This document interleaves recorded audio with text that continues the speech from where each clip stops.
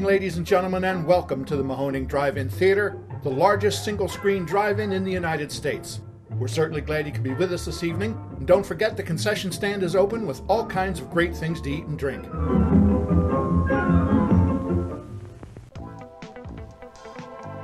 Mahoning Drive-In Radio. Welcome back to another fun episode. We have a very special guest, Mark here, General Manager at the Mahoning Drive-In Theater in Lehighton, Pennsylvania. And I am joined today by Ms. Pamula Pierce Barcelou. This is the daughter of Charles B. Pierce, director of such films as The Legend of Boggy Creek, Winterhawk, The Town That Dreaded Sundown, The Norseman, and on and on and on. And she has become the caretaker, curator, promoter, impresario of Pamula Pierce Productions, which brought into your hands a finally at long last watchable copy of The Legend of Boggy Creek for your home viewing. And thanks for joining us today, Pam. Thanks for having me, Mark. I appreciate you asking me to be on your show. So tell us about how The Legend of Boggy Creek came to be, because your father, Charles Pierce, he started in TV, correct? He did. He started before I was actually born. He had his first television show. So right out of high school, he started with the NBC affiliate out of El Dorado. Through time, back then, there were more like a monopoly, and these companies would own many stations. This is before they broke it up. So they would send my dad out. They would send him to Beaumont, Texas, and they sent him to, these different places. And as he went, he continued to grow higher in the news department is pretty much where he was. But he had this real funny, charismatic personality. So they end up giving him these shows, local kind of TV shows on the side. He was sent to Shreveport, KTAL, and they had another station in Texarkana. So he ends up in Texarkana. He opens an advertising agency on State Line on the Texas side. And he becomes very popular. He's kind of a superstar in town. He's got this little kiddie show called The Laugh-A-Lot Club with Mayor Chuckles, and he was Mayor Chuckles. And he had people like Lauren Green and Michael Landon and Dan Blocker.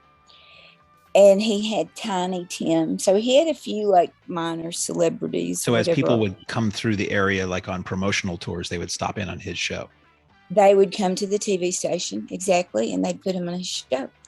So, and then his kiddie show, he had this thing where the kids would come on and they would make a mark, is what it was called. So they would make some kind of doodle or whatever on this big piece of paper.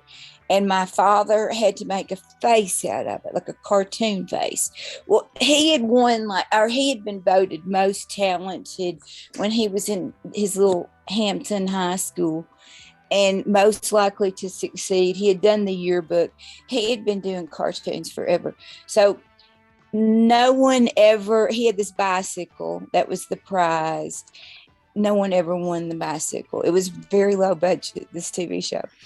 So he ends up, though, he had grown up watching movies at the, local big theater, as a kid. And John Wayne and all that, John Ford, he loved John Huston. He loved these, epic kind of movies.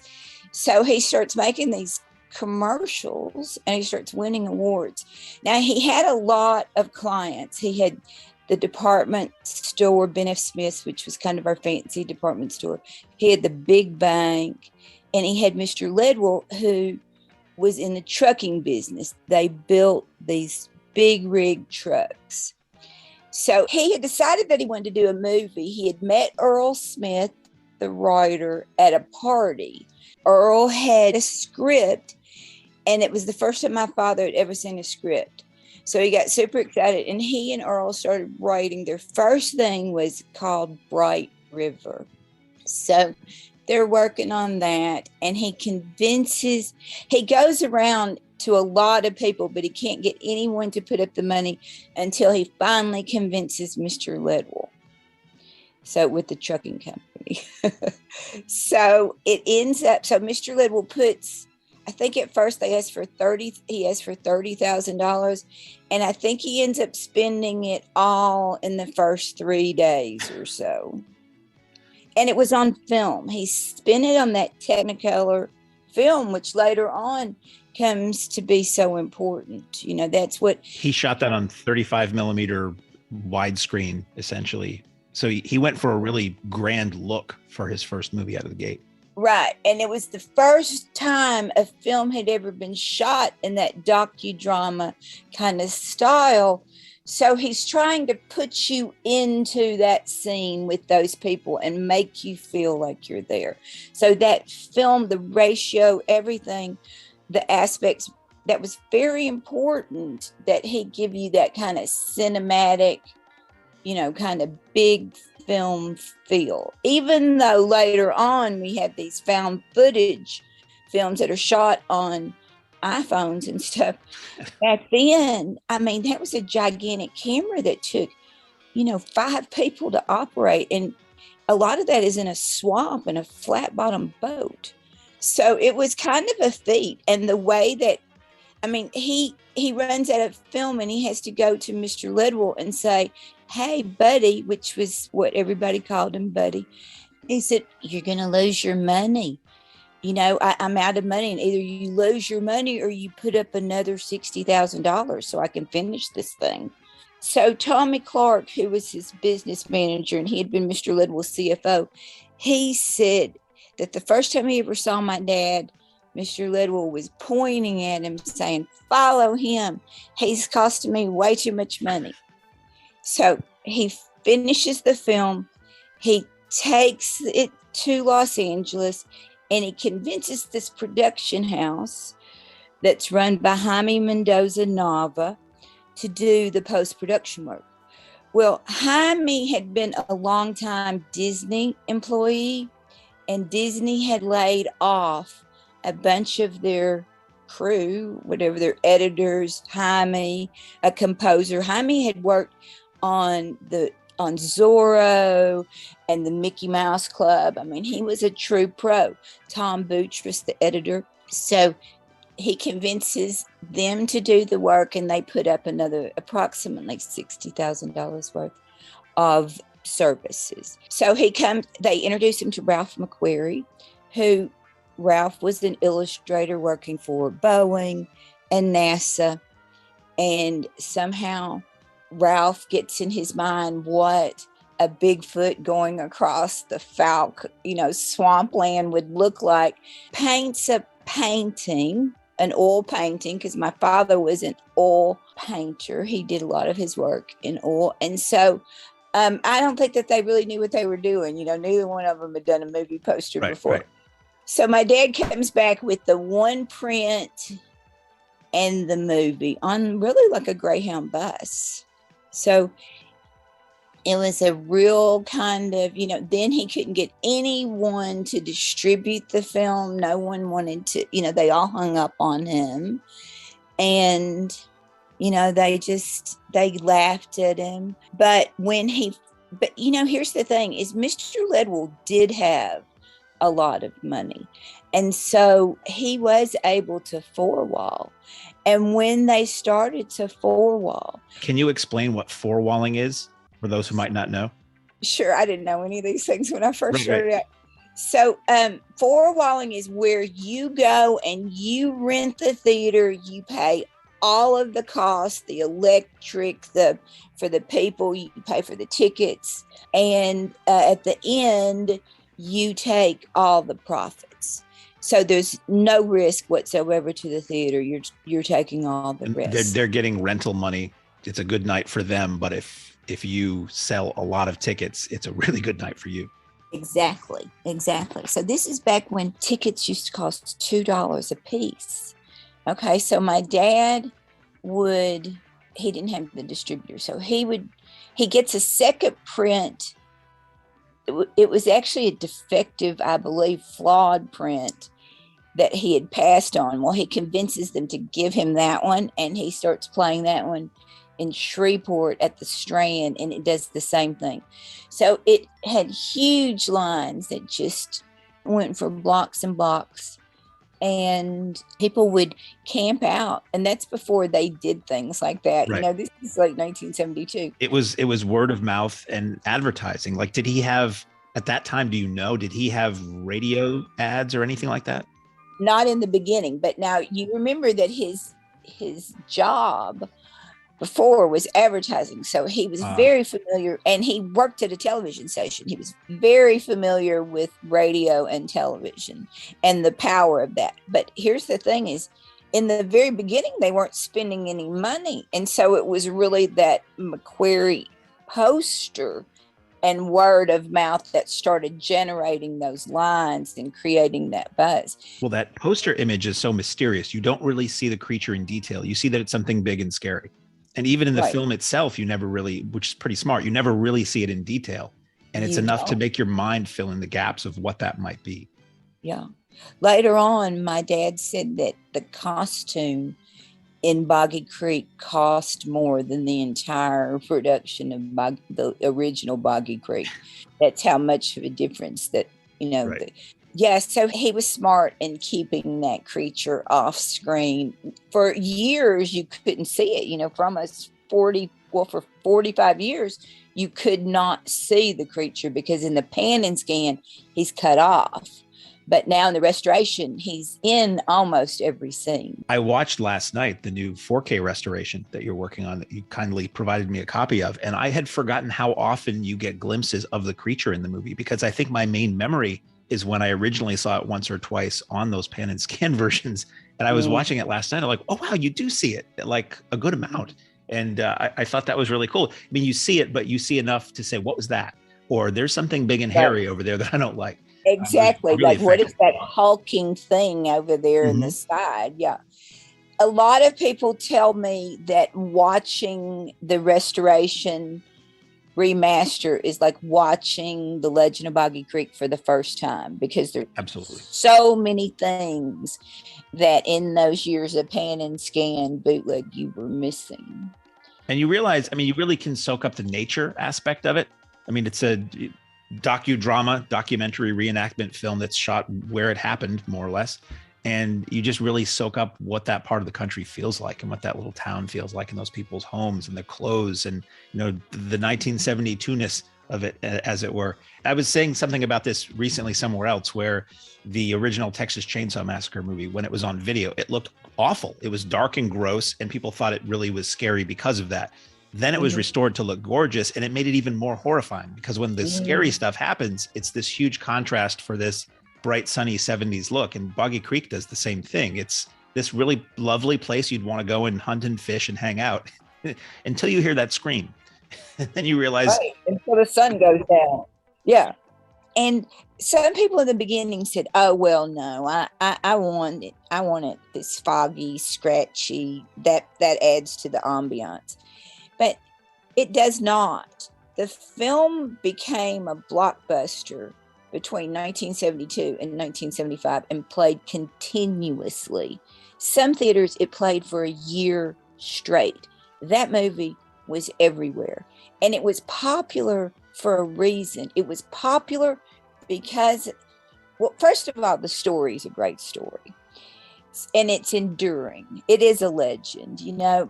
But also, the cinematography in the film was very critically acclaimed. You know, so that lifts it up. And it's the first full-length documentary, I believe. And it's, remember back then, documentaries were something that you watched for 30 minutes in school. Or TV.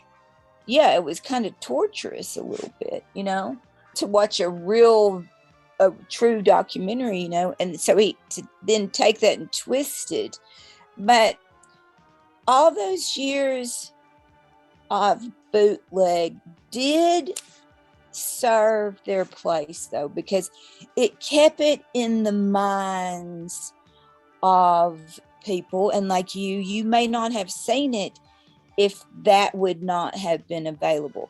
So in a way, it's been like it's held like a marker, you know what I'm saying, to now see because this is literally the first time that anyone's been able to see it in its original format, the way it was created to be seen, you know, the way it was seen from 72 to 75. So that was my goal. And I don't know if I told you before, I did this after reading years and years, actually a couple decades of comments online where people would say, somebody please go work out the copyright and get us a good copy. And I used to think, yeah, somebody needs to do that, you know, never realizing really that was going to be me one day. So now, was it a long, hard road to get the copyright and secure materials to get it restored? So my dad had always told us that the lead wolves, so when they broke up in 75, okay, it was during the making of Winterhawk. We were all in Kalispell, Montana. And so afterwards, my dad would say, like, oh, they don't like us. If you ever see them, you just go the other way. Just don't even try to talk to them or whatever. So he just told me my whole life that they really kind of hated us. So, you know, when somebody tells you that, you stay away kind of, you know. So then I have a childhood friend, a family friend, who was forever the chief of police in Texarkana, Arkansas. I've known him since I was 7, and he was a beat cop. He told me that his first position of authority was working head of security for my dad on the Town That Dreaded Sundown. He actually plays the murder victim that's married to Don Wells in that movie, my friend Bob. And then Bob's parents used to be the caretakers for my father's big properties and studio out there on Cross Lake in Shreveport, outside of Shreveport. So I'd known Bob forever. So one night, this is about 2011, Bob called me. It was about 7 o'clock or so. And he said that he was on his way to Shreveport. I think he was going to the steakhouse or something. Anyway, he said, guess who I've got in the car with me? And I said, who? And he said, Steve Ledwell. Well, I was kind of shocked, you know. And then I thought to myself, well, he doesn't hate us that bad if Bob's calling, you know what I'm saying, if they're in the car. And Steve didn't say anything. But it made me think, well, he doesn't hate us that bad.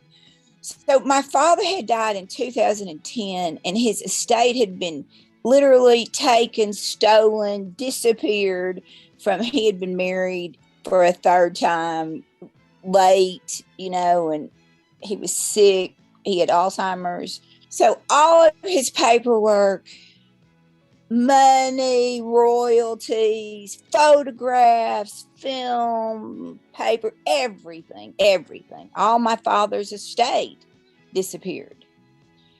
So my brother, who was his namesake and really and truly his favorite child, my father had that kind of old-fashioned, you know, where the boy, he named his Charles Vickers Jr. and he gave him all those roles in the movies and stuff. So it crippled my brother, though. Okay, in the end, it crippled my brother.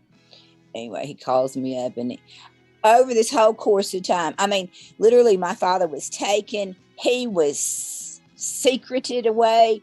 He was cut off. No information going out, in. Okay, it was, I'm going to tell the story, right, because it was tragic. My brother calls me, and he's like, he finds a will. He finds an original will. And he sends it to me, and he said, you know, just, I mean, we wanted some pictures. It had been like already 3 years, and we hadn't gotten any kind. In fact, they'd cut us off completely. Okay. We didn't get any information, no kinds of royalties, nothing. So anyway, I took it and I filed for probate in Tennessee, where he died. Up in Erin, Tennessee, way up in the boondocks. Away. Not that, I mean, the good people of Erin are good people, I'm sure, but they really took my dad way out there. So I file and do all that stuff. Well, we write to them and all, they just ignored us. Okay. So I end up being named the administratrix in 2014. So I'm trying to figure out stuff with no paperwork. And I'm hitting kind of dead end. I mean, I actually discovered a lot of stuff, but I still couldn't. So anyway, I thought, you know what? I'm just going to go back to the very beginning.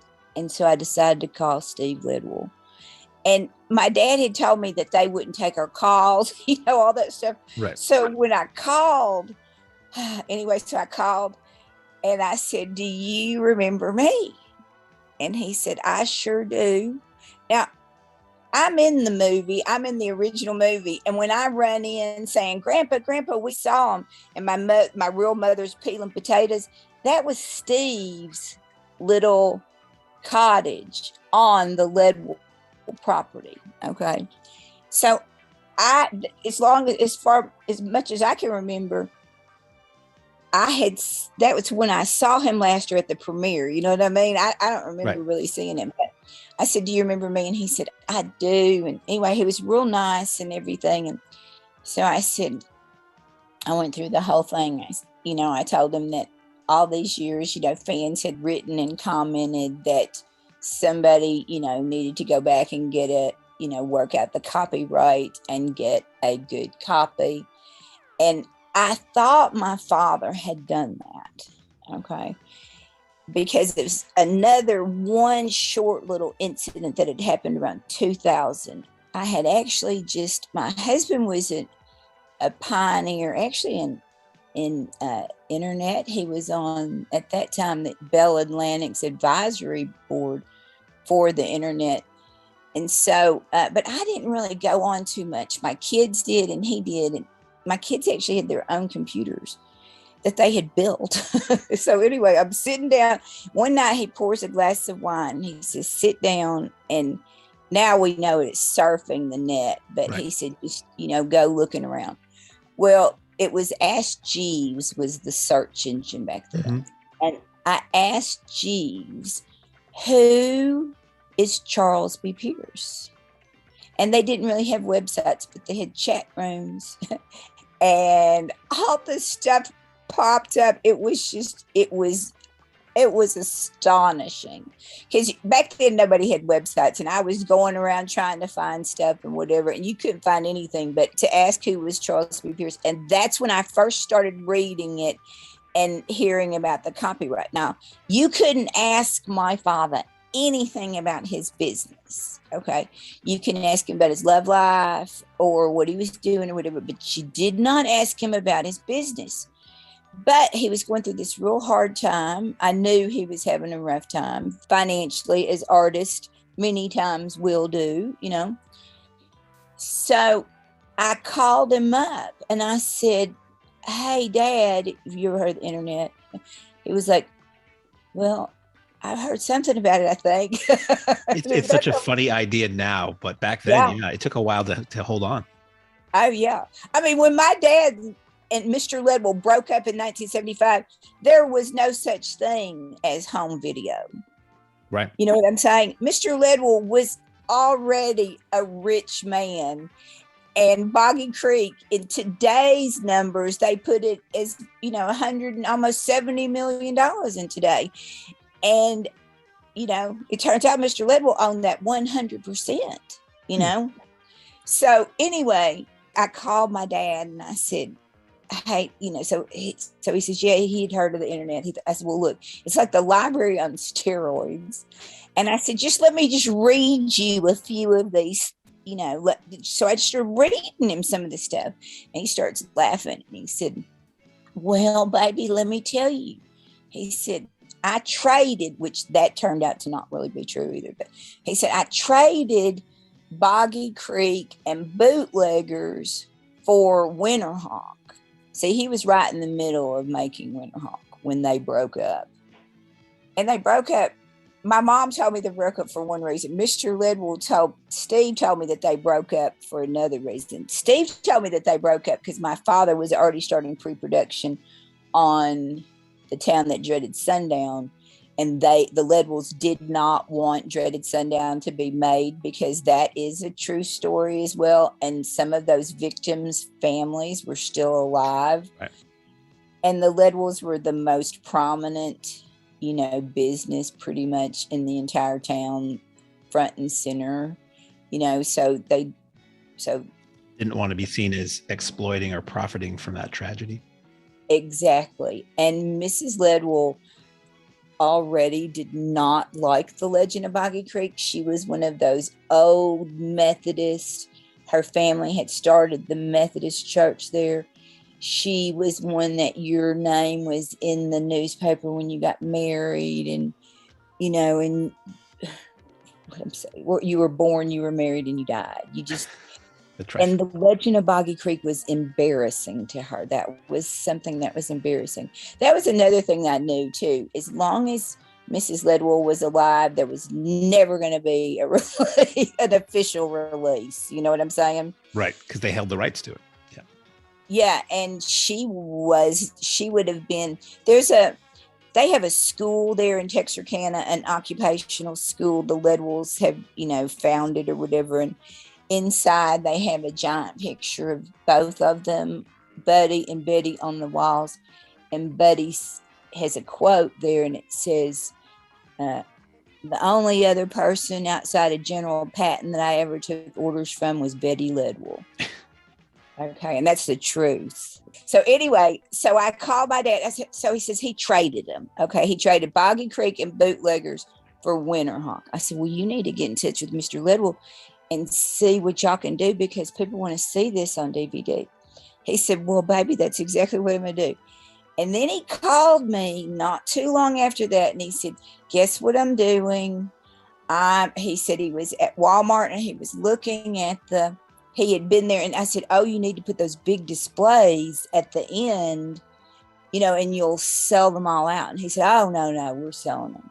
They're selling out. They're selling out. But that's how my dad was. They were always selling out, or, right. Whatever. So when I called Mr. Ledwell in 2014, I had actually had major surgery, and I couldn't walk, and I had to rehab. While that was happening, that's when I called Mr. Ledwell in that downtime, that's when I started doing all that research and everything. So when I called Mr. Ledwell, and I said, so I'm reading on the internet that all these people want a good copy and there's no good copies. And I said, I think my dad came back there. He said, Pam, your daddy never came back here. I was like, oh, no, he didn't, because now here I'm thinking, oh, he already hates me. My dad's told me that he hates. And now he's telling me that my dad never came back there. He said, we hadn't had any money from that movie since we put it away in 1975. Anyway, so he said, no, your daddy didn't come. He didn't come around. He didn't. So anyway, I said, so I have to recover there for a second. And I said, well, would you let me do it? Because everybody's asking for it. Everybody's asking for it. And if I can find a good print, because I knew it didn't make any difference just to go get the rights and put out another bad print. Right. So it's totally then was going to hinge on finding the good print. So that took another 4 years. And I did end up finding out that Technicolor had held the elements. So while I'm digging, I'm finding out these things. And so they had held the original elements. And then about the same time that these DVDs were coming out, Mr. Ledwell had ordered all of the elements back to Ledwell & Son in Texarkana. And I'm thinking that he was doing that because he was starting to get older and didn't want anyone else to get their hands on them. Right. So he had them shipped back there. So I call and I see that. So they send me the paperwork and everything saying that they were shipped there. They had the UPS, everything, from even that long ago, 2000, 2001, whatever it was. So it might have even been earlier than that. I can't remember exactly, but they were old, but they still had them. So I said, there's somewhere there. And he said, oh my gosh. Now they build semi trucks. Okay. They own an entire portion of the town.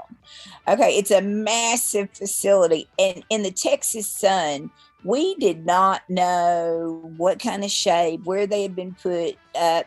Mr. Ledwell had burned all the copies, the film copies, over 650 copies when he ordered them all home. the 35 millimeter prints at the end of their run, you're saying. Exactly. In 75, when they broke up, he ordered Mr. Houck to send all those prints, which consisted of 5 reels of film. So Steve told me they were swimming in film. The other day, somebody told me it was Mrs. Lidwell that ordered them burned, but all the same, they were burned. And so that's the reason that so few exist, because, Joy Houck was going to do what Mr. Lidwell told him to do. You know what I'm saying? And it's the kind of thing where film fans or collectors or historians now think, oh, it's a travesty that you would do that. But when you think about it, if you own the film, as far as you're concerned, nobody's going to play it anymore, or rarely. Why would you have 600 copies? You might hold on to 2 or 3. Exactly. And that was exactly it. I mean, that movie, as we said, it played over and over. Those prints were beat up by then.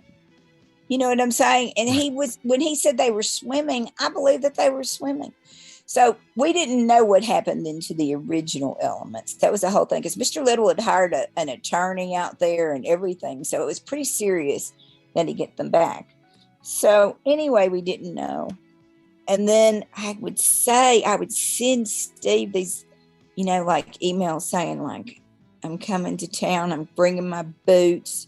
I'm going to go, just give me access. I want to look for it, just let me look for it. And like at one point in time, I ended up acquiring the painting, the Ralph McQuarrie painting.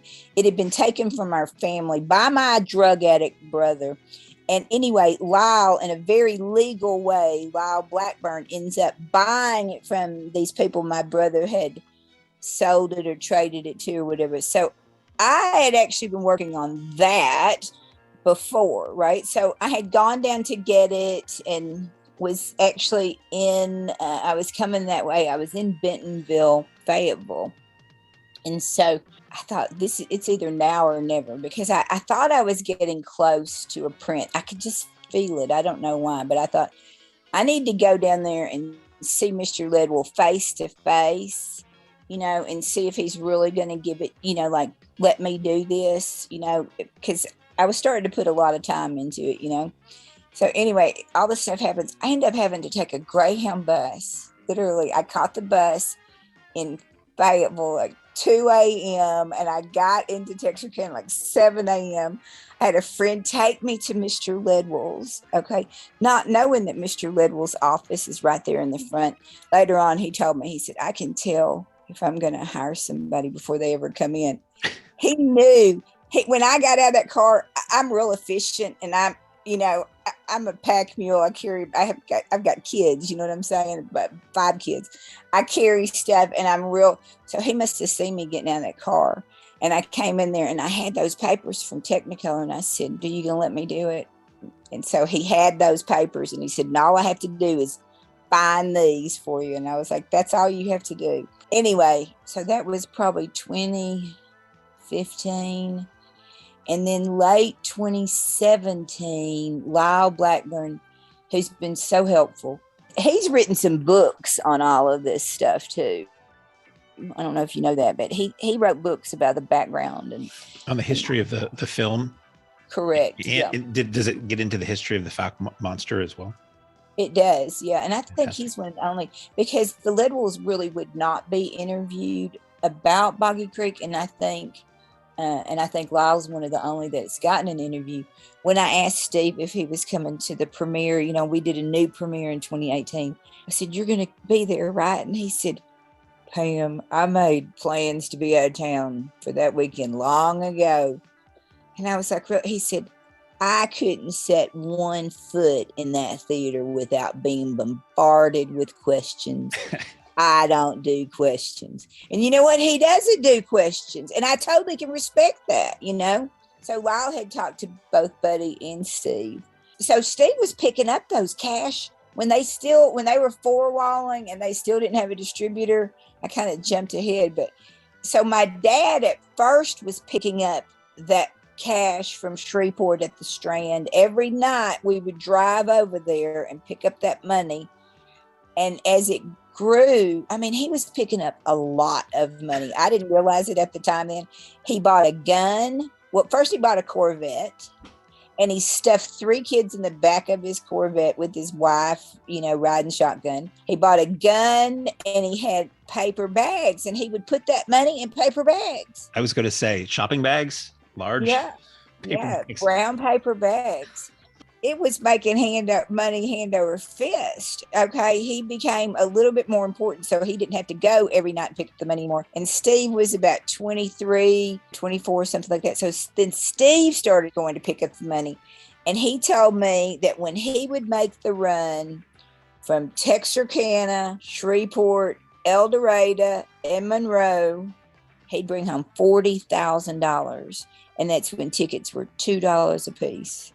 And this is somebody's first movie that they've made. And it's that success like that out of the gate is just crazy. Oh, hey, my dad was kind of the laughing stock. They were like, oh, yeah, you're going to make a movie. Yeah, Charles Pierce is going to make a movie. Mayor Chuckles is going to make a movie. He's going to make a movie with no actors about a hairy monster in the woods. Good luck with that. Yeah, no, seriously. So poor Mrs. Lidwell was mortified.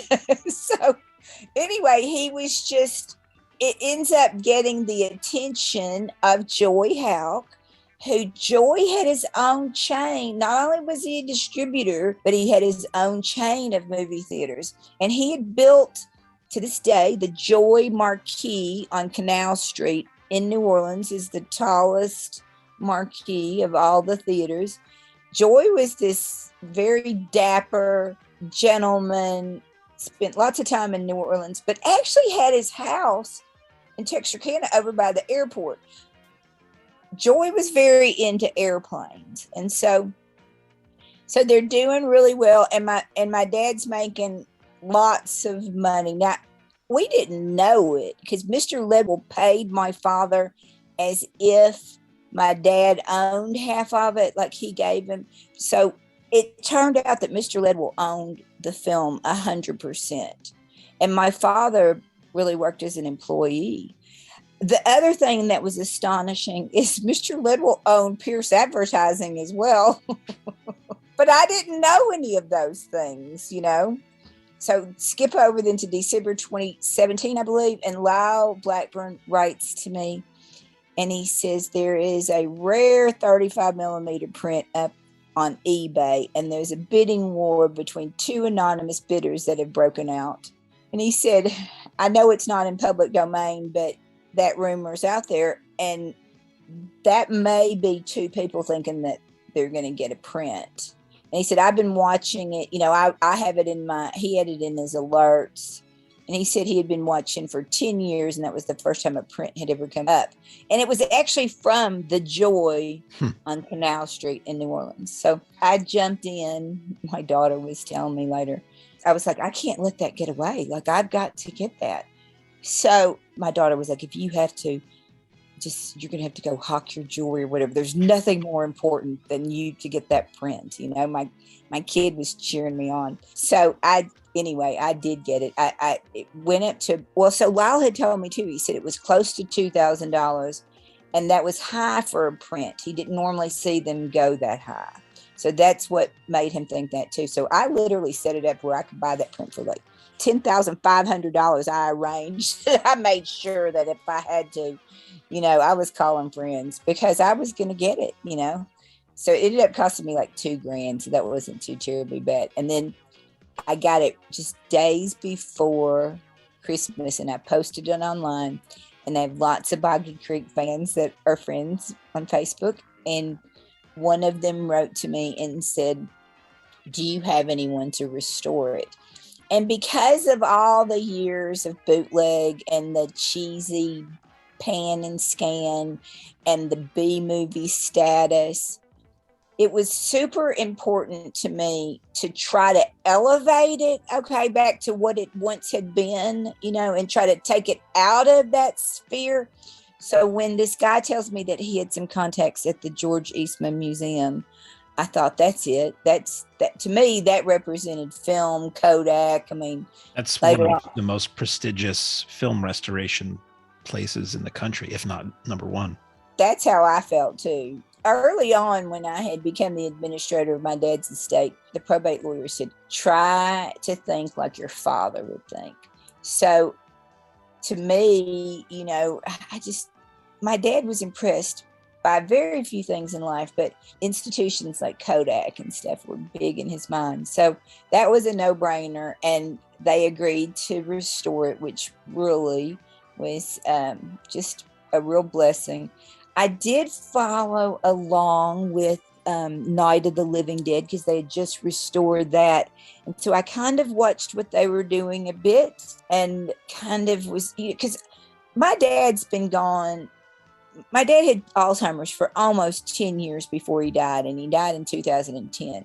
It has been years since my dad was active, and, so I haven't been around that business. And the business has totally changed from when my father was working too. So it's interesting, though, because I look back and I think, well, he was one of the very first independents.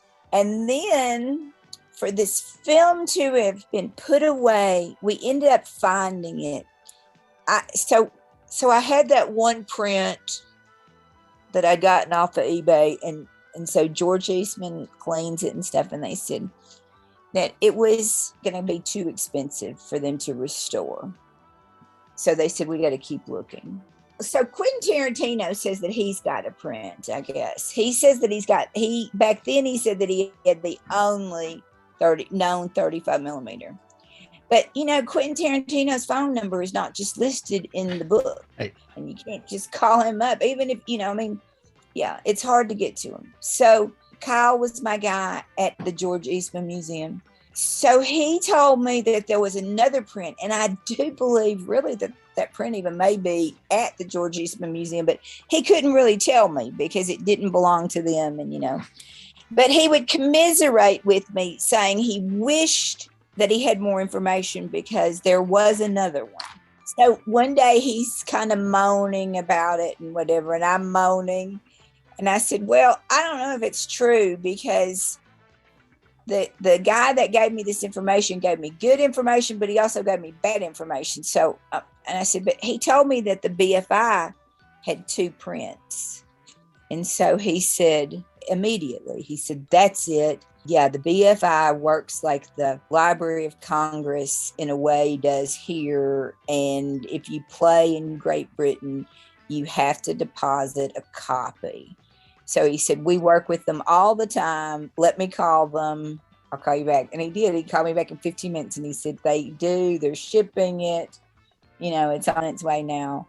I was going to ask you about that because at the end of the restoration, a title comes up and it says special thanks to the BFI. And I wondered how they were involved. That's really interesting. Isn't that fun? That such a innately Southern American movie is saved by being over in England. Yeah. And, when you were saying that it really does capture that era of the 70s and that location, to see downtown Falk now with those old cars, you can see what color they are, and, the old gas stations and the way that the people were dressed and the way that they talked. And that's real Americana. That captures a place in time that is forever gone, and you can never recreate that. Not accurately. Most recreations don't really feel genuine if you have any real knowledge of the era or if you lived through it. Right. And when I was watching it last night, I was just thinking the people of that area must treasure this movie because it's this hour and a half, where they live that doesn't look like that anymore. Amazingly, it actually does, kind of. Oh, really? Does it? Well, yeah, the cars are different. The people are dressed differently, but has the rurals, it hasn't been overdeveloped or anything?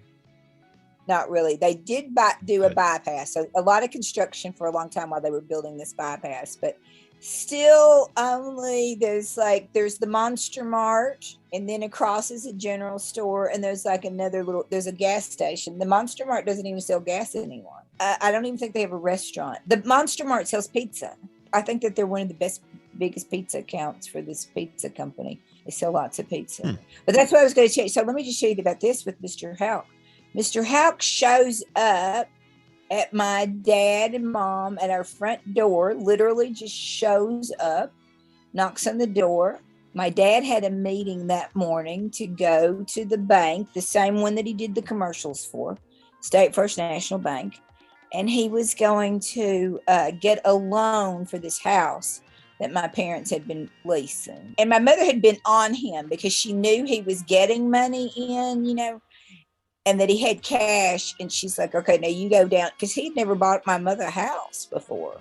And they had already been married kind of a long time by that time, So Mr. Houck knocks on the door and says, will you talk to me? I'm Joy Houck. Well, my dad was four-walling, renting some of Joy's theaters. So the minute he said who he was, my dad was like, oh, believe me, there's nobody in the world I would rather talk to right now. But I have got to go to this meeting that has been set up and I can't miss it, Anyway, so Mr. Houck keeps talking to him and he's like, well, so my dad's like, I have to go to the bank for this, to get a loan. My wife is hounding me. And so Joy says to him, how much are you looking for? And it was like 36 or 38,000. It wasn't a whole lot of money, for a house back then, but that's what it was. And so Mr. Houck says, well, if I write you a check for that right now, would you sit down and have the meeting with me? And you could keep the money. Yeah, you can keep the money regardless if we do a deal or not. And my dad was like, oh yeah, that's a deal I can do.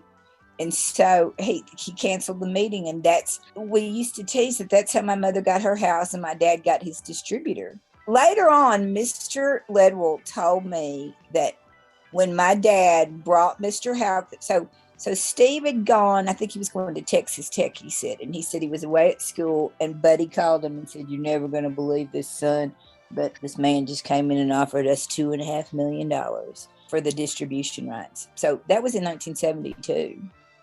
The three of them were quite a pair, Mr. Ledwell, Mr. Houck, and then, of course, my crazy dad. And they were, that partnership went from Legend of Boggy Creek to the follow-up Bootleggers in 74, but not to Winterhawk. Is that how that worked? Right. And then it broke up. So Steve told me that they gave my father a chunk of money to go away. And so my dad used that money, and then he didn't have anything else, any further claims on Boggy Creek or Bootleggers. It was a split and they were going their own separate ways. And the films he made subsequent, I mean, I looked at it last night. He made films up until the late 80s, really, or consistently. It looked like almost a movie a year.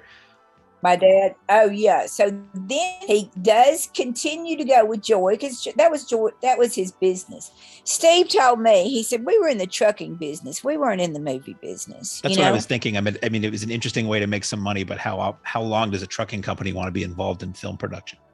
Yeah, especially when your wife is upset about it, Yeah, it's not worth it. So anyway, so my dad carries on with Mr. Houck, and then he gets his Sam Arkoff deal. From American International Pictures, a company a lot of our listeners are big fans of. Yeah, AIP. So he does it was supposed to be a 5-picture deal. I remember he used to talk about this, but I think it ended up only being 3. But it could have gone to 5. But it started then with The Town That Dreaded Sundown, which is another gigantic classic movie. Speaking of drive-in movies, that I've seen it at a drive-in a couple of times, and I was too young to see it when it originally came out, but it's a movie that people still really love, and it still works just as good as it did in 76. It really does. And you know what? That's the reason that you never saw Dreaded Sundown bootlegged or anything, because there was such a clear, it was AIP, and then AIP I think went bankrupt and it became Orion, and then Orion became MGM, and there was such a clear title. You see, with Mr. Ledwell told me, he said, Pam, we weren't going to go chase some fly-by-night distributor. The Ledwells really weren't the kind of people that sued people. They just let that go. I've done a lot of research, and I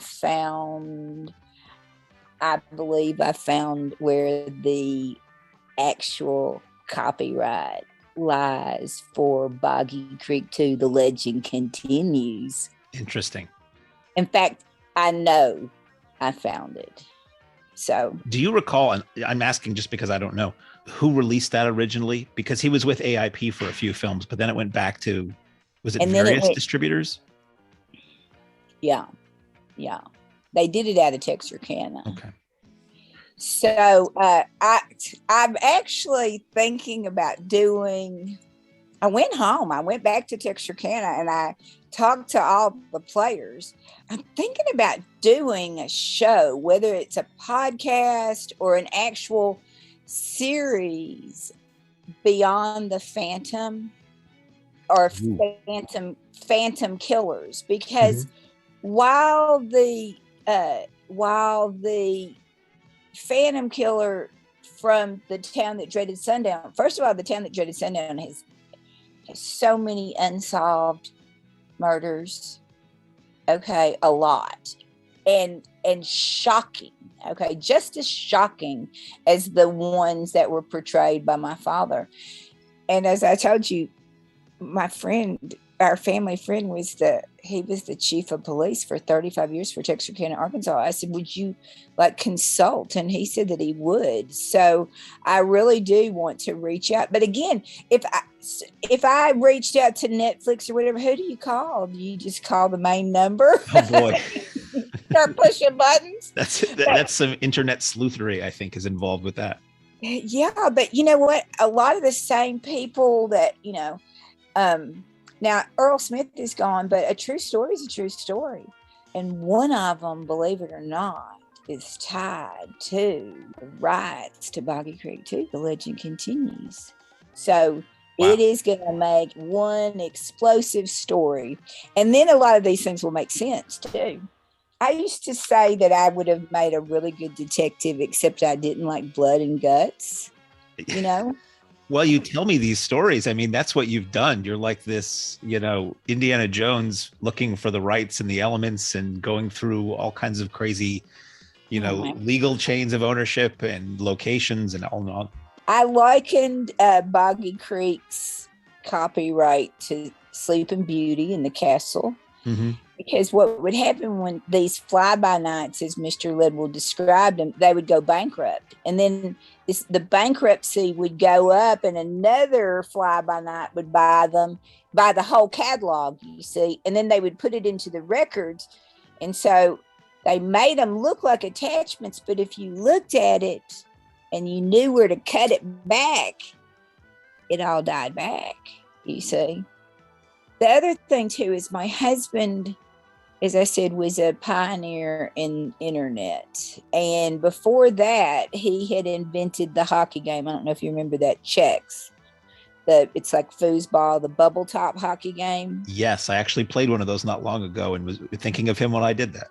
Yes. So David was an early pioneer in ATM machines that connect to the internet. And he also was early in entertainment, virtual reality, together with simulation, like simulators. He was using aircraft simulators and filming and broadcasting in what was then virtual reality in like 1985, using stereos, like cameras on Emerson Fittipaldi's car, the year he won the Indy 500 and was driving for Marlboro. So he had been in intellectual property for a really long time. And I dealt with many, many, many intellectual property lawyers, but more so in the patent side versus copyright. So when it started, so I took that bus at 2 a.m. all through the night, which there were tornado warnings that whole time. Those tornadoes were hitting all around. And I was not afraid for kind of the first time. I don't like storms and I don't like buses, and especially together. But I felt like I was on a mission, and that as long as I was on that mission, nothing was going to happen to me, So I get to Mr. Ledwell's and he said that he would do it and stuff, but I still didn't have the print. Then I finally find the print. So then it's time to go back and actually transfer the copyright and all that stuff. So our neighbor, that our neighbor not too far away is Ken Burns, the documentary filmmaker. And he has the wonderful restaurant Verdicts. Yes. Fine restaurant, fine chocolate. Oh, the best. It's my favorite place. I go there to get a hamburger. Later on, Ken said he opened it so that he could have a good place to go get a hamburger. But anyway, it's a very nice restaurant, and so, but casual and all that stuff. So I had heard that Ken Burns lived in the area. So my husband and I were coming back from Keene, and we decided to stop there. And I knew the waitress, and I said, "Have you ever heard of the filmmaker Ken Burns?" And she's like, she just lights up, her face kind of lights up, and she kind of smiles at me, and she said, "Uh-huh." And I said, does he ever come in here? Because I was thinking, this is kind of the nice place that you would, if you wanted to go get a hamburger or a piece of fish or something, that would be the place that you'd go. And so it's located less than a block away from Florentine Films in Walpole, New Hampshire, where that's where he makes his films. So yeah, I had heard that too, that he had bought that restaurant so that he'd have a good place to have lunch around the corner. See, I didn't know that his film studio was there. I had no earthly idea. I had just heard that he was from somewhere in New Hampshire, and then when he had done, I think, the Roosevelts, he was speaking, I think, at the Keene Library, and they said something local. They called him local or something. So when I said to her, I said, "Does he ever come in here?" Well, she moves her back. She kind of turns her back right, and she goes, she's pointing behind her. And just going to say, he's right over there. That's what she said. She goes, "Did you know that Ken owns this restaurant?" And I was like, "No, I didn't." And she said, there, he's right there. So anyway, it turned out that he is close to somebody that I know well, the Pryor, Senator David Pryor and Barbara Pryor. And it turns out that, so when Ken was making his PBS documentaries and stuff for a long time, Senator Pryor was on that board for PBS. So Ken Burns collects quilts, and Barbara Pryor had given him this beautiful quilt, I guess. And then at his restaurant, he decides to do a showing with all his movie posters. And I'm the proud owner of the Ralph McQuarrie oil on canvas. So I took off up there. And anyway, so I said, do you have anybody that you could recommend that does television, movie, entertainment, intellectual property? And he said, "I do." So shortly after that, they called me. And so we started working on that. And then about the same time we were finishing. So I actually happened to be down there. It was in October of 2018, I think. And I got a note from Mr. Ledwell saying, "I think we found what you've been looking for." So that was those elements. And I said, "I'm on my way over there." And I went over, and they had found them. They were in an upstairs. They had a conference room. In fact, they were about to remodel their upstairs. And this had been in a conference room in like a closet, in a back closet for all that time. It's so funny how often you hear about that, some rare film being in the back of somebody's closet, or I think there was an I Love Lucy episode that was lost, that was found under somebody's bed. It's just, people don't really realize what they have sometimes. Because it was an independent film, and it stayed independent. And that was one of the things that made it kind of so unique. And then for it to happen like that, you know what I'm saying? For Mr. Ledwell to have enough money that he didn't want to deal with it anymore. He didn't need to sell it. He didn't need to sell it to television. He didn't need to sell it to video. He didn't need to take any phone calls. He had his business. Okay. He did not look back. And so that's why I kind of likened it to Sleeping Beauty, because the thorns just kind of grew up, but it was safe right there because he held it. Well, I didn't realize that until you mentioned it. It was never sold to TV. So it never played on TV, cable, didn't even get a VHS release, right? Only legally. The bootleg pan and scan. And if you will remember, it played usually at very obscure times that Mr. Ledwell wouldn't be seeing it. Okay. Now they knew about it. Okay. Like he said, he told me we weren't going to go chasing a bunch of fly-by-nights. So now here's the thing.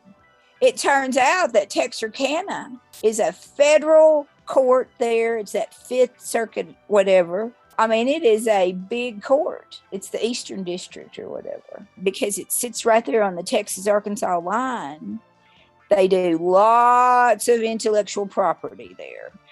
Big litigation.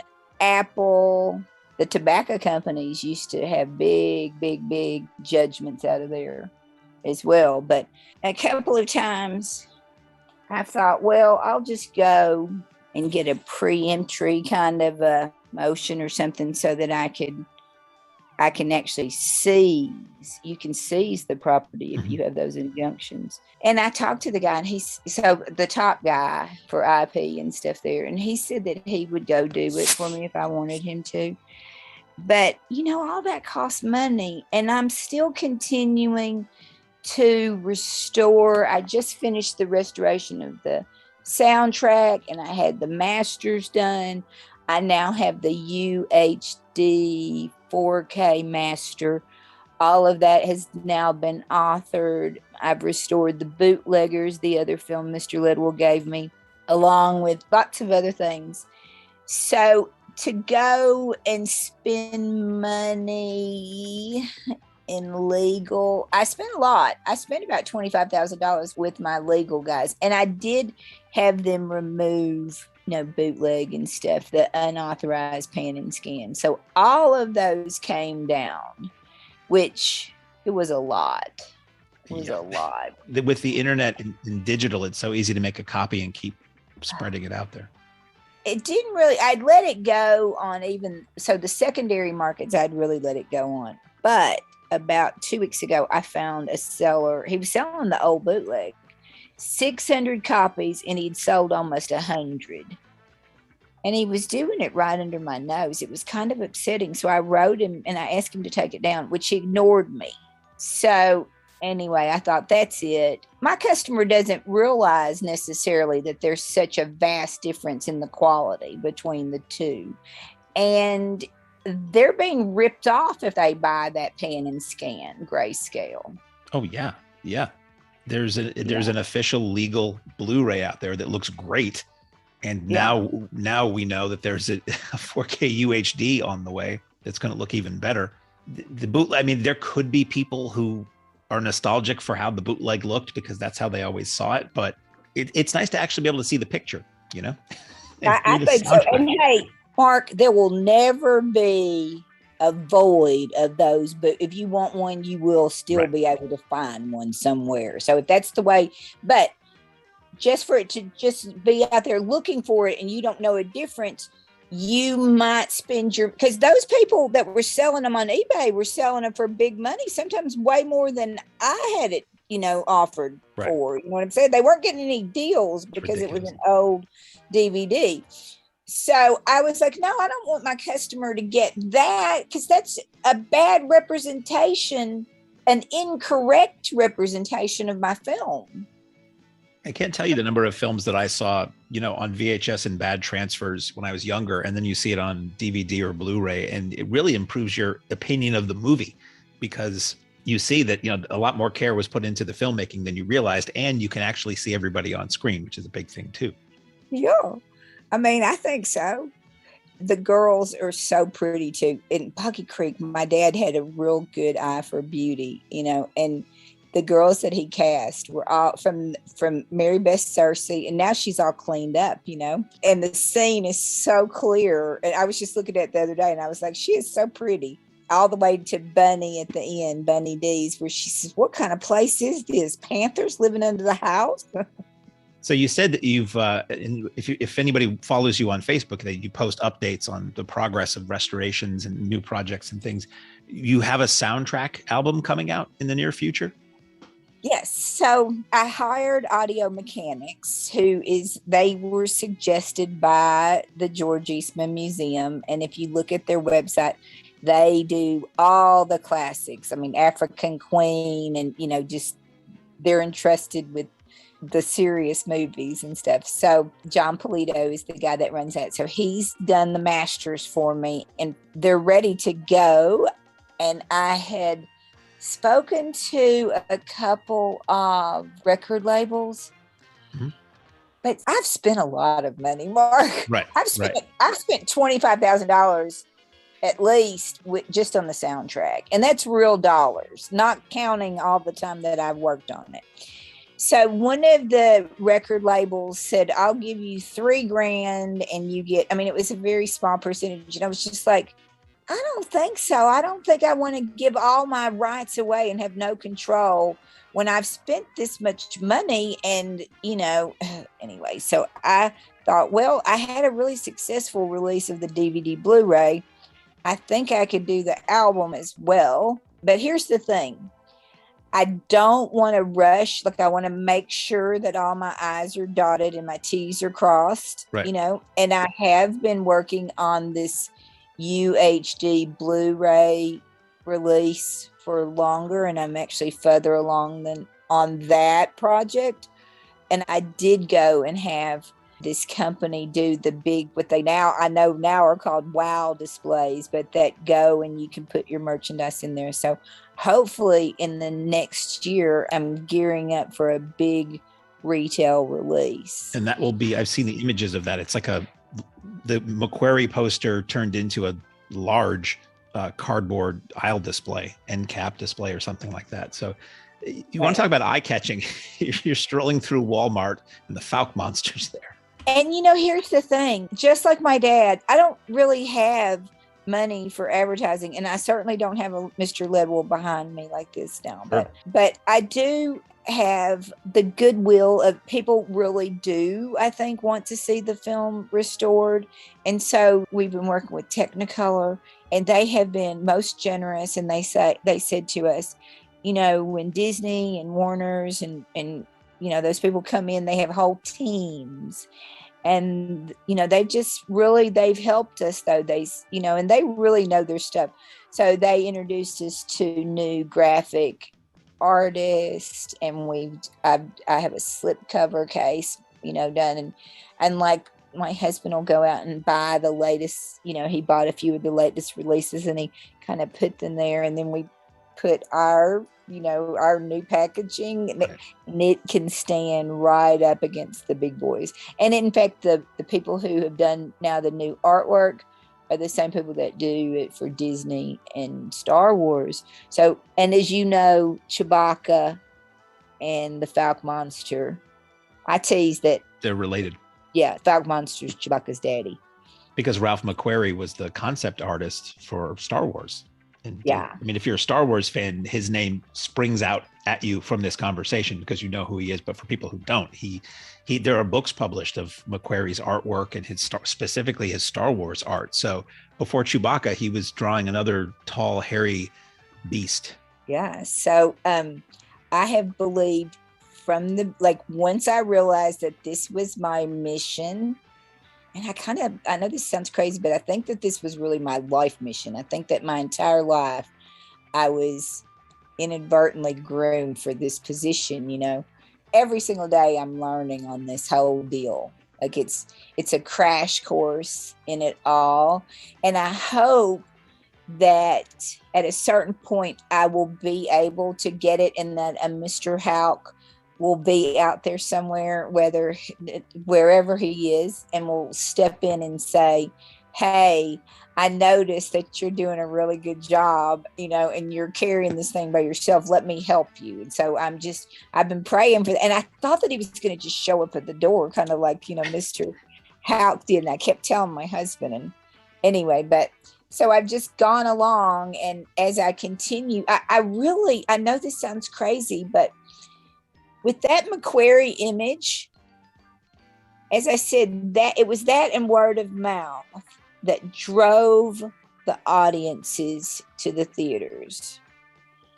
I think today, with new generations coming up, again, that McQuarrie artwork is going to grab their attention. And social media is the new word of mouth now. People like something, they share it, so another person can share it. I mean, that's what made the Mahoning Drive-In what it is, was really the internet and social media. So people see something like this, they like it, they're going to tell people about it.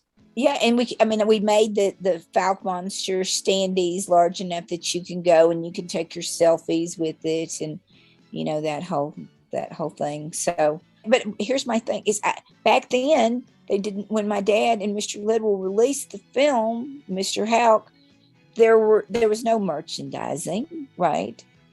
So to come back now, I would like to see the Macquarie Bigfoot, which now has become iconic. I'd like to see that on party goods. People write to me and they send me photos, and it's like, we had a Bigfoot party, but there's no unified Bigfoot. You know what I'm saying? Right.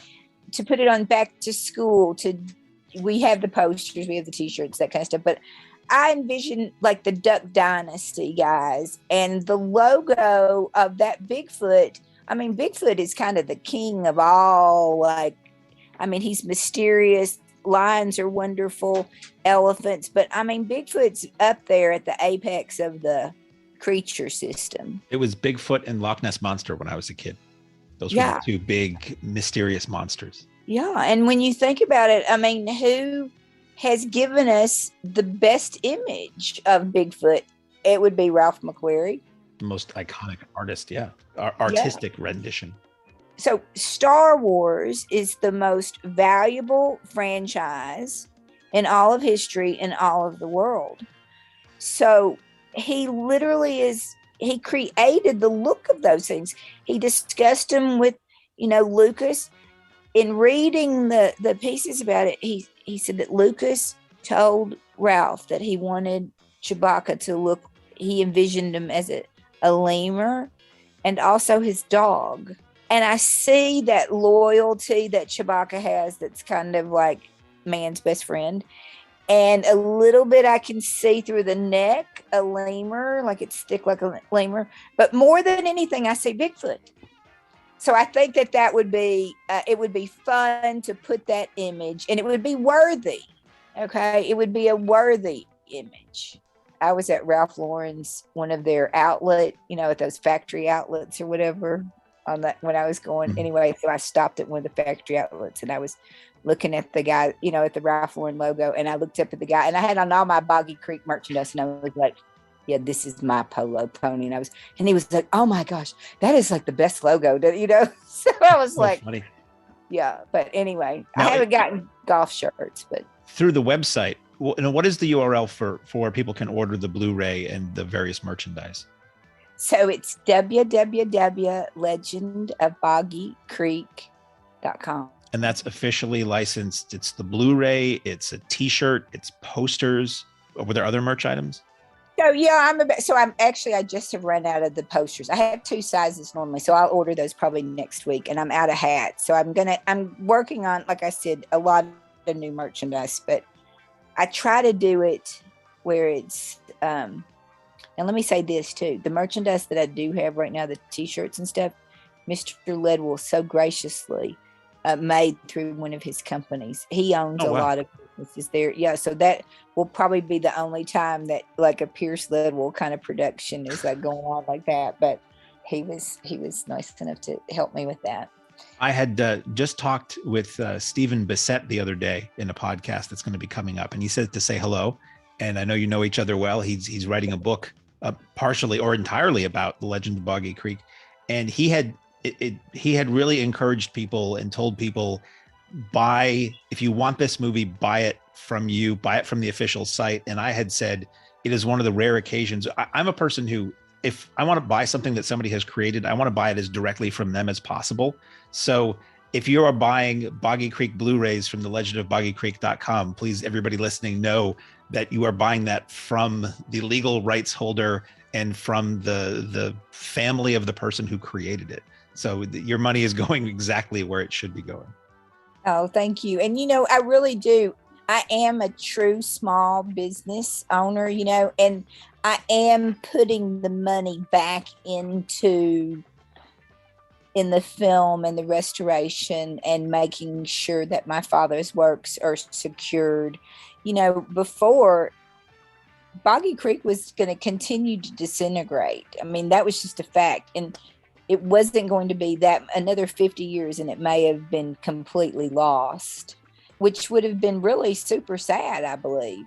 So I am investing it back in, and I hope to, as I said, now start to produce other works and tell some of these other stories that I know about.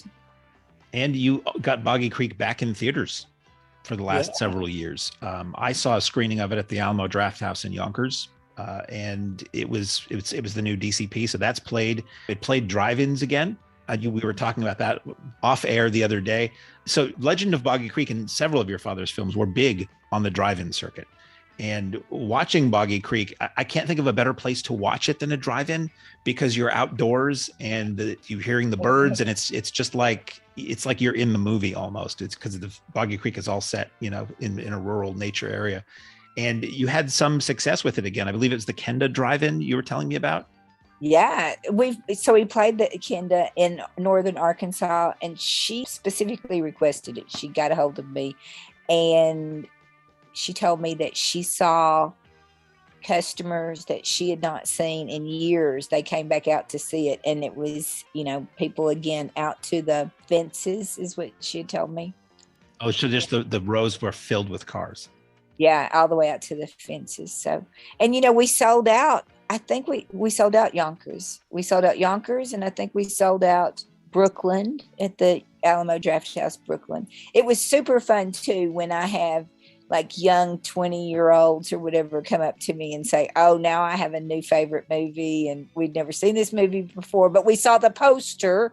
Exactly. And they ask me, are the sightings still going on? Do they still have sightings? Which the answer is yes. Every time when I go down, Denny will tell me a new story. He had recordings the other day that sound very similar to the audio that my dad and Earl Smith captured of the actual creature. And that was something that was fascinating, because I saw that screening and you came out and did a pretty lengthy Q&A discussion of the movie afterwards. And you had said that the sounds of the creature that you hear in the movie were recordings of the creature. It wasn't something they intentionally made for the film. Right. They went down and captured the recording. I had asked Travis Crabtree about 2 years ago. I talked to Travis. And I said, how did my dad find you and Smokey? And he said, because my brother Lynn had an encounter, and it was in the newspaper. And your dad came down, and Lynn didn't want his story used, and he didn't want to be in the movie. So they came up with Travis's part, So Travis had never seen it, he said. But he said the day that they filmed the hunting scene, because Travis was one of the key grips. When they were filming the hunting scene that day, he said the creature was off in front of them, and it was making its screams. That is incredibly creepy. Isn't that creepy? Yeah. And my dad told me too, he said, I don't know what it is that they're seeing down there, but they're definitely seeing something. My dad thought it was an animal, but he didn't think it was a bear. He thought it was a kind of an ape. I don't know if you know this, but in the movie, when they're discussing about what it could be, and it's out in the bean field and they've got that orangutan. Yeah. That's actually my father's voice saying, well, no, I don't think it's an orangutan. Or orangutan's got 5 toes or whatever. That's my dad talking. And that's kind of how my dad believed. But he didn't believe it was an orangutan, but he thought it may be a type of primate. That's what I kept wondering while I was watching it. Is it a bear on its hind legs? That doesn't really make sense from the descriptions. Could it have been some kind of a primate or gorilla that somehow got loose and was surviving out there? It's interesting to ponder. Talking about drive-ins, something, we ask everybody we have on the show. Did you ever go to drive-ins in your life growing up or as an adult? Okay, I'll tell you a wild story. First part is when I was growing up. No, I did not. I think I went to one. I went to see The Hobbit, the cartoon or something, when my dad was making Gray Eagle in Montana, and it stayed light in Montana until after midnight. He told me I could go because it was still good. But when it started to get dark, I had to come home. Right. So here's the thing. When your father makes horror films, you don't go to Lover's Lane. Okay, like there would be no way. My husband Right. used to try to get me to go to lovers. It's like my father made the town that I dreaded was just sundown. gonna I say. am not going. Yeah, not gonna happen, bud. So, so I was always I never went. I never went parking. I never went. I didn't go to the drive-in. Now, long before my dad started making movies, my dad would and my mom would take us to the drive-in when we were little bitty kids. My dad loved the drive-in, but he didn't want me going to the drive-in. It's so funny. So What the drive-in is changes based on your age. When you're a little kid, it's a fun thing to do with your parents. When you're a teenager, it's a place to be alone. When you get older, it's a place to take your kids. yeah. Well, so that's what I did. So then it's about the time that Batman is coming out, and I'm pretty sure it was the Michael Keaton Batman. So 89, that's what that would have been. Yeah. So our son Sloan was born in 87. So he was a huge Batman fan. And we were in Southern California, living in Long Beach. And my husband says, let's go to the drive-in. They're playing first run movies. Da, da, da, da. And I probably shouldn't tell this story, but I will tell you because it's so bizarre. So I was like, okay. So we go. I popped up the popcorn like my mom and dad used to do too, and I put it in the bag and stuff, and then we went, and it was fine. Everything was fine. It was an enjoyable evening, and there were families there and stuff. So a couple weeks later, my husband wanted to go again. He's like, "Let's go back. Let's go see whatever." So we go, and it's still light outside. We're like the first people there. It's starting to get, and they just have opened the ticket office. So whatever time that was.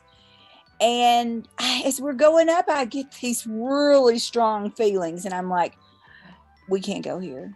And he's like, what do you mean we can't go here? And I said, don't buy the tickets. He's like, what do you mean we don't buy the tickets? I said, I don't know, but you can't stay.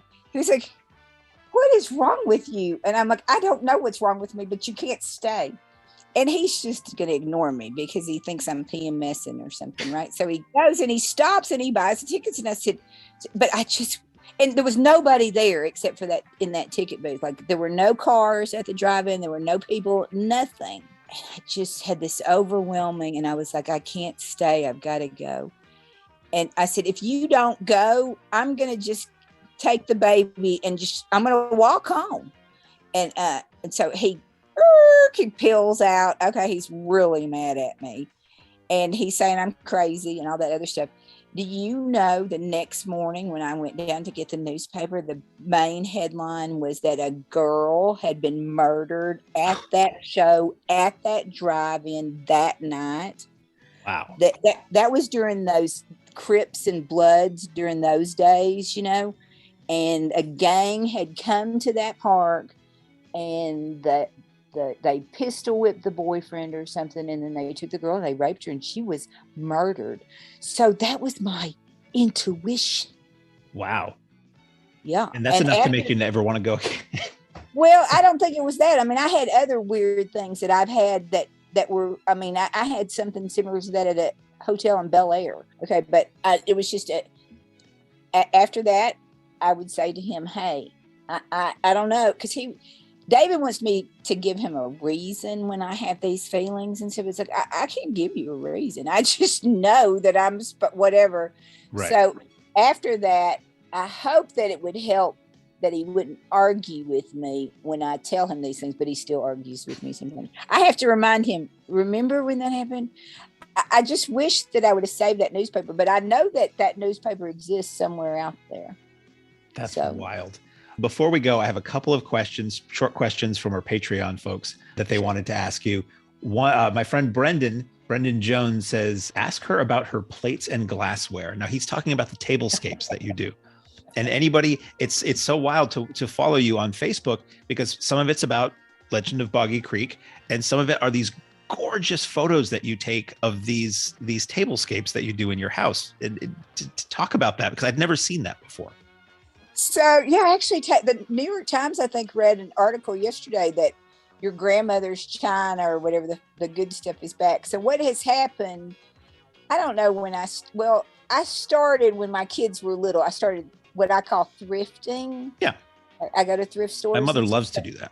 Oh, I love it. Yeah, and we've got some good ones up here. So, I homeschooled my kids. I bought a lot of my supplies, educational. I bought my kids clothes. I mean, just toys, all kinds of stuff.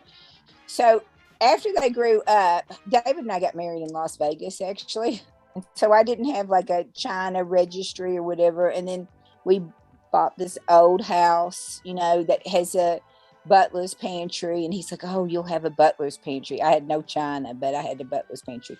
And it was the first time, really, like my kids were grown. It was the first time I could actually kind of do those things, because he had his own businesses before and always was building stuff and legal and all that stuff. So I started, I would see these big bins of china at the thrift store. And I guess these grandmothers or whatever pass away and their grandchildren don't want this.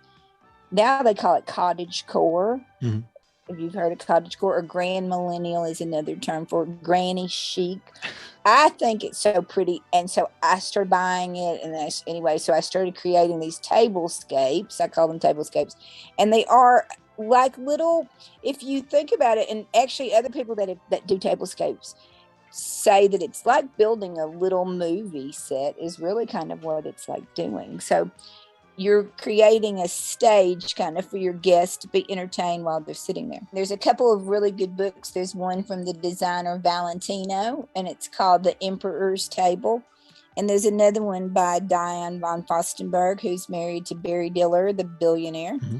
And both of those books are very beautiful, and I love looking at them. But not everybody can buy silver like that and has that kind of money to pour into a table. And some of these tablewares are extraordinarily expensive.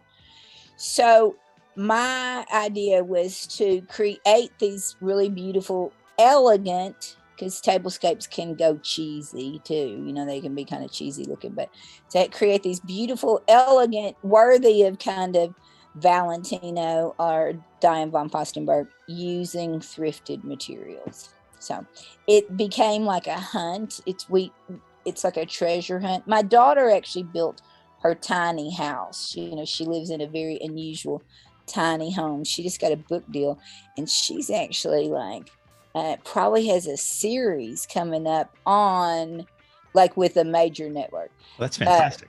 On thrifting and upcycling and recycling. One of the younger daughters is a fashion designer, and she takes clothes that she buys at the thrift store or textiles, and she refashions them and recuts them and makes, new clothes. It's kind of a lifestyle. And, our house is a large old house with great big rooms, and to go out and buy furniture, is super expensive, but I buy unbelievable pieces of furniture. I just bought a painting last weekend for $59 with the premium on it. I bought it at auction over here, and I'm pretty sure that it's a famous artist and they missed it. And I'm about to have it authenticated, but I think it's worth a lot of money. I think it's worth a lot of money. It's one of those hunches, but this was spelled out. I was looking through, our daughter was looking for a carpet, and that's where we buy our like rugs and stuff, is at these auction houses or at the estate sales. So we were looking through, and it was about 37 pages, and we'd gone all the way to the end. And then I said, do you want to watch something with me? And she said, yes. So we turned on, of all things, the next thing that came up was Antique Roadshow. And the very first segment was this painting that looked just like a painting that was in the auction. I said, I think I just saw that. So I went to see if that was the artist. And it said this one that I bought was unsigned. And it turned out to be this artist called, his name is Charles Edwin Porter, I believe. And he was an African-American artist at the turn of the century. And he was the only African-American artist that was like exhibited and displayed at that time, because they did not recognize Black artists the same way. So this guy is wonderful. Mark Twain was a huge fan, and I'm almost positive that I picked up one of his pieces. Yeah. Let me know off air how that works out. Yeah. So anyway, that's a whole different side of my life, but it's a hunt as well. It's a treasure hunt, and I'm always looking for, a bargain where I pay $1.25 and it's worth whatever. So the detective work and the hunting continues just in a different area. It's one of those things where you kind of have that itch you need to scratch, and you just sometimes apply it to different areas of life. It really is. It's like treasure hunting. It really is, because you have to dig sometimes. The other Patreon question we have here from Zachariah Smith is, did she see the Mystery Science Theater 3000 version of Boggy Creek 2? And if so, what did you think? So I have seen it, and I know it's lighthearted and good fun. It doesn't really bother me. I mean, it would bother my dad, though. Yeah. It would bother my dad. Yeah, my dad would get his feelings hurt, I think. And it would really bother him probably the most because it has that real ring of truth to it. My dad's shorts were too short, and my brother shouldn't have been taking his shirt off, and I think, I hate to admit, I think that's the only version I've seen of the film. Yeah. And that's how I know, but that's how I know what Charles B. Pierce looks like, because I saw that before I had seen some of the other movies that I got around to. So it was funny. We ran the trailer for that, or Exhumed Films had a show at our drive-in that was just nothing but movie previews for 2 hours. And Boggy Creek 2 was one of the previews. I was like, hey, your dad's on the big screen here. It's pretty cool. The other day, I talked to Serene, who plays Tanya in the film. And Serene was my dad's girlfriend. And she'd sent me a message the other day, and she said, hey, what is this? You're all over Boggy Creek 2. What's up with that? And so I was like, I know. What is up with that? And so I talked to her on the phone, and I said, you remember I auditioned for the part that Cindy Butler plays, right? And she said, I remember that. And I said, yeah. And I didn't get it because Dad said to me, there's already too many Pierces. We don't need another Pierce. You did good, darling, but not this time, and kind of patted me on the shoulder and walked out. So he gives me that little tiny role in Boggy Creek 2 as a throwaway to pacify me so that I don't bug him anymore. How many of your father's films were you in some level? I was actually in all of them. So you were present for the making of all those movies? Of all of them, yeah. Well, that's fantastic. And I worked on the ones later on. Like I worked on Sacred Ground. I worked on Boggy Creek 2. I worked on Hawken with Peter Fonda. I think those were the 3 I worked on. It's funny when I look back at the films and think about them, I think back to what you had said about how he loved the old John Wayne, John Ford films. And his movies were very outdoorsy movies. Like all the ones that I think of, with maybe an exception or two, are mostly, I think of them as the images I have are the outdoors. So, and very some rugged outdoorsy movies too. So I can see that John Wayne, John Ford Western adventure spirit in most of what he did.